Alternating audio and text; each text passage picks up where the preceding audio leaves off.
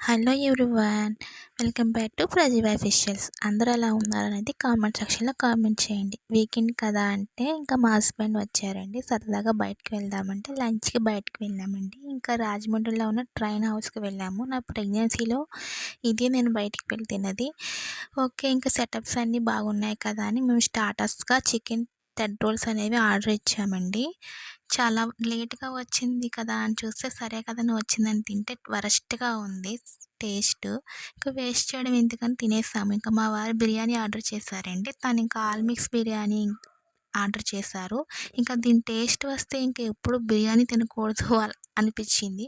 1కి వెళ్ళిన వాళ్ళం 2 వరకు అక్కడే సరిపోయింది.